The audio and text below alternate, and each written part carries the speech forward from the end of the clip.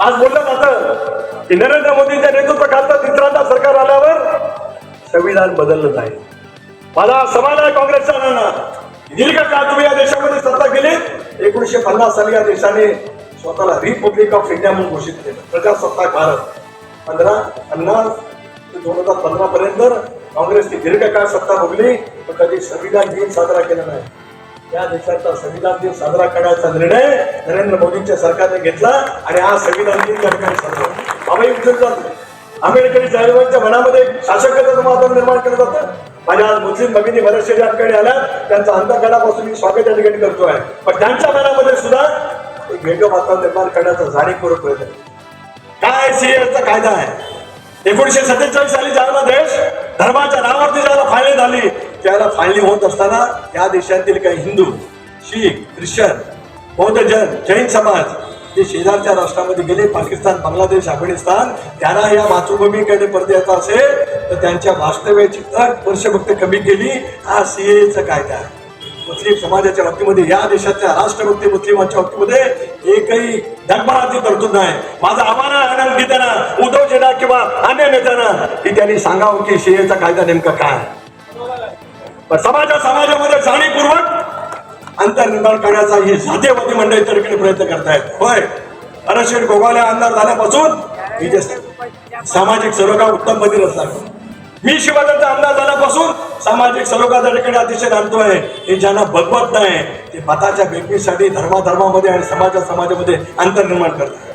होय, अयोध्येमध्ये राम मंदिर झालं, सर्वोच्च न्यायालयाच्या निकालाच्या नंतर झालं. सर्व मुस्लिम संघटनांनी त्याला पाठिंबा दिला, राम मंदिर उभं राहिलं. त्याचबरोबर ते अयोध्येमध्ये बाबरी मशीदचं सुद्धा काम सुरू आहे. तुम्ही आज तेव्हा या व्हॉट्सअपच्या मेसेजच्या नावाच्या निमित्ताने आमच्यामध्ये अंतर निर्माण करण्याचा जाणीवपूर्वक प्रयत्न करणार असेल, या परिसरातला, या देशातला, या राज्यातला मुस्लिम समाजाने आमचं धर्मनिरपेक्ष विचार पण त्या ठिकाणी पाहिजे. शिवसेना प्रमुखाने अनेक वेळा सांगितलं की काँग्रेसला पाठिंबा देण्याची वेळ माझ्यावरती येईल, त्याला शिवसेना नावाचं मी दुकान बंद करेन. बोलण्यासारखं भरपूर आहे भावांनो, पण आता मला आनंद या गोष्टीचा झाला की माझ्या मुस्लिम भगिनी खूप मोठ्या प्रमाणात या ठिकाणी आहेत.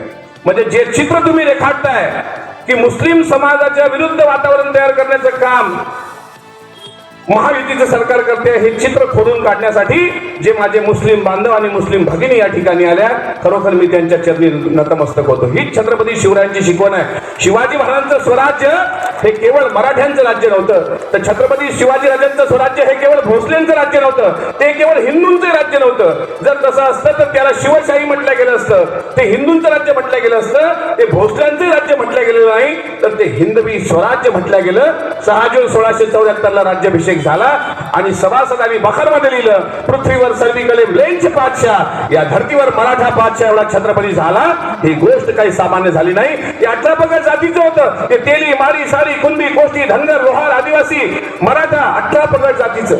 माझा संजय राऊतांना सुद्धा प्रश्न आहे गोगावले साहेब, की महाराष्ट्रामध्ये मराठा समाज ज्यावेळेस आरक्षणाच्या लढाई करतात, शांतताप्रिय आरक्षण करत होतं, आंदोलन करत होतं महाराष्ट्रामध्ये, मराठा क्रांती मूक मोर्चे संपूर्ण महाराष्ट्रात निघाले आणि देशभरात त्यांनी एक आदर्श घालून दिला की मोर्चे कसे असावेत, कुठल्या धर्माला गालबोट लागेल, कुठल्या समाजाला गालबोट लागेल असं वर्तन मराठा समाजाकडून कधी झालं नाही.